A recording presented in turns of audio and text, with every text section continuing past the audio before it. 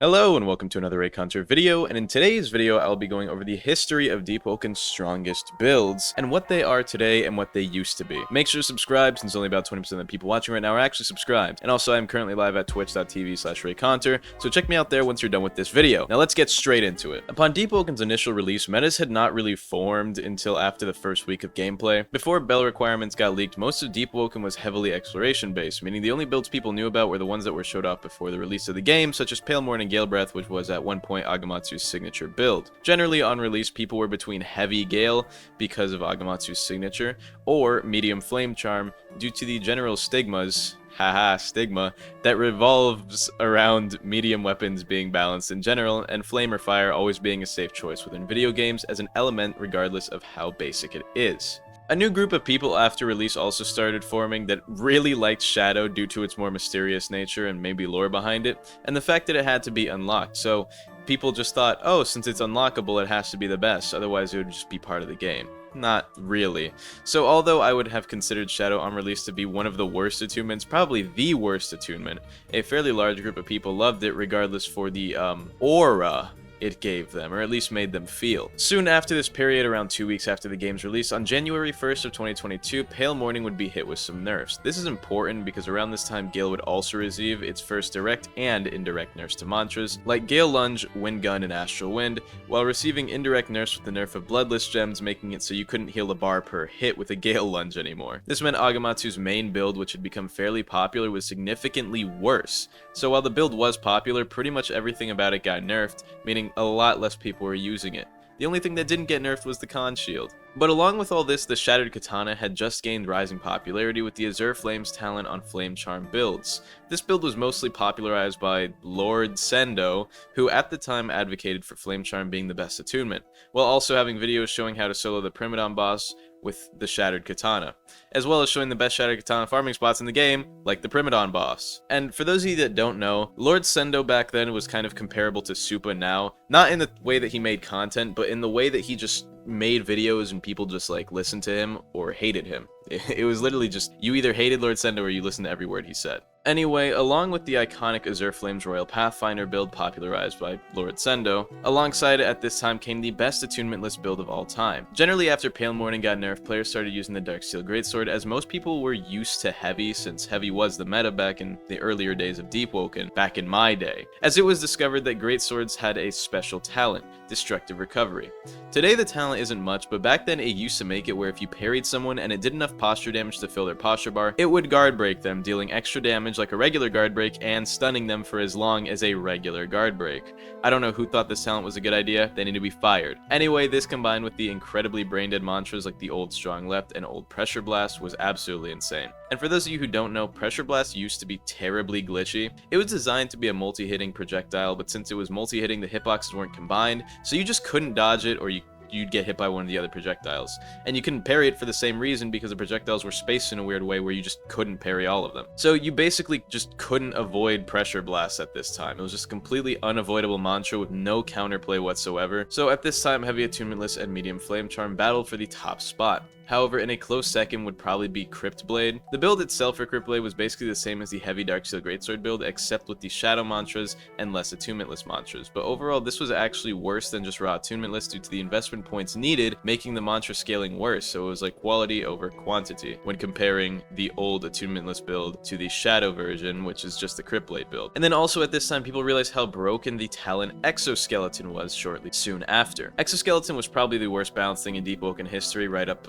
with those last two things I mentioned. Old Deepwoken was really bad. It was simultaneously extremely broken or completely garbage depending on the build of the person you were fighting. Pre-rework Exoskeleton made it so any hit that you got hit with did 5% of your health regardless of what it was, meaning in most fights it took 20 hits to kill you with anything, which was super brain dead. But on the other hand, if your opponent had lots of multi-hitting mantras or pressure blasts, you were screwed and couldn't do anything to counter it. Exoskeleton wasn't the best, but it was in a very weird spot of being either godly or the worst thing possible, and it completely depended on who you were fighting and what their build was. which is why on Valentine's Day of 2022, many people had to kiss Exoskeleton goodbye, as it was reworked into the current version, which is just an extra layer of armor similar to the Chitin passive that Vesperians get. Anyway, just a month later, the Shattered Katana would be nerfed alongside the Crypt blade, making way for the Curved Blade of Winds. With the release of Chime of Conflict along with the previously mentioned nerfs, builds began shifting focus into mainly 1v1 focused builds, which means the Curved Blade was perfect for this newly developing meta, as it did high single target damage, and Gale was pretty good in 1v1 since you have good mobility and damage with low cooldowns. So for a while the Curved Blade would become the dominant build, but there was one thing that was specifically better than the Curved Blade in terms of 1v1s. And it was Legion Kata. In its prime, it was perfect for 1v1s.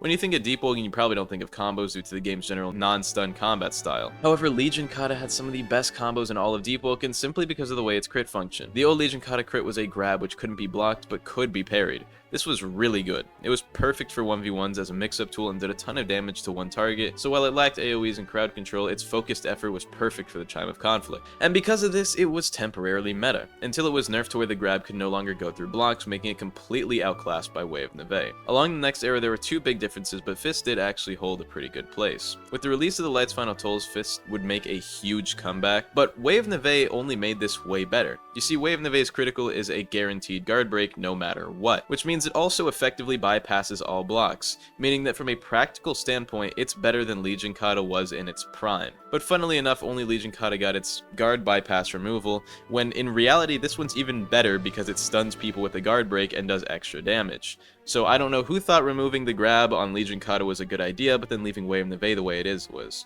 I know this isn't really a balancing video, but from a practical standpoint, they are basically the same thing as they both bypass guards and set you up for whatever you want. But whatever. Anyway, for a while, Azure Flames and the Light's Final Toll would become an extremely powerful meta build. Shrine of Order would also get added soon around the time of Layer 2, which meant that the Light's Final Toll build had a lot of potential to get a lot of talents. After Layer 2 dropped, most people would go either Dawnwalker or Blind Seer with Azure Flames using the Light's Final Toll.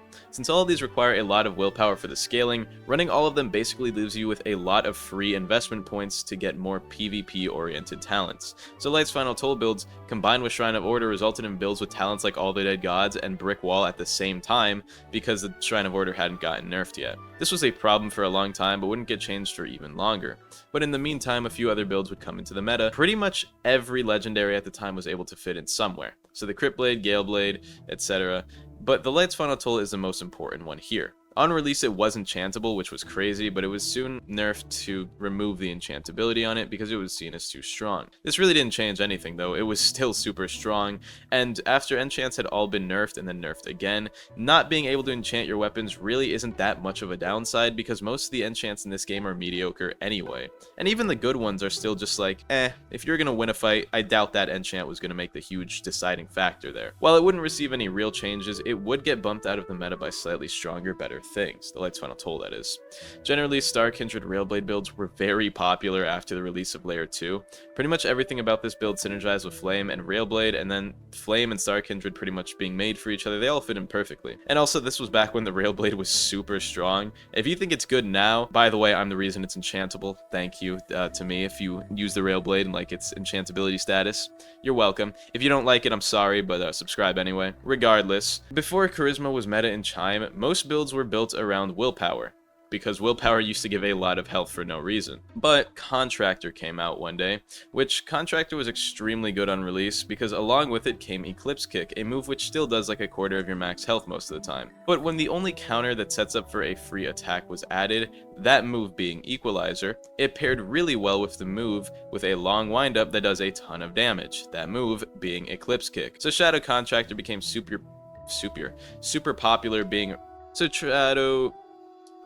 Shadow Contractor became super popular, being really good. Soon after, however, the Gran Sudaruska would release, and it was really good. With Crystallization and its weird Ice Rain passive, it was just super good at stacking talents like Saint J, which used to work with Gran Sudaruska even if you had the Crystallization passive because of the Ice Rain. So even after Crystallization was nerfed, it was still overall really good because of other ice talents until the weapon was inevitably nerfed, making way for new attunement Ironsing, which would come out shortly after. On release, Ironsing was absolutely the best attunement in the entire game. The mantras were poorly balanced, leading to things like old metal armament, which was just unavoidable and made every hit you threw out unpunishable, and sometimes would actually punish your opponent for mistakes that you made, which was just not something that needed to stay in the game, which is why it got nerfed. Then there was old metal ball with its 1.5-second long knockdown effect that comboed into everything, and then a whole lot of other mantras like fireline, which did a ton of damage, and then the jailer path, which could be used to cheese people in time of conflict by holding them out of the barrier. Overall, it was just really poorly balanced on release, so for the first week it was terrible to play against. But then Silentheart released, which was another buggy mess actually. There were so many glitches used to get mantras in Silentheart, it was insane. Have you seen a Supa video? This was Supa's best era, and Silentheart is probably the reason why. But even once all those were patched out, it has left a lasting impact on the meta that we see even today, since Silentheart is still really popular in the time of conflict. The main problem with this, however, is that Silentheart really only functions well in the time of conflict. In ganks in the overworld, it is nearly useless, since getting dread stacks is basically impossible if you have to pay attention to more than one person at a time, because you can't really disable 5 people's mantras at once, so you're not really going to be getting those dread stacks easily. Silentheart's release truly was the biggest step Deepwoken has taken to becoming a PvP focused game, but that topic is for another video. Another huge step came soon after the release of Ysley's Pyre Keeper.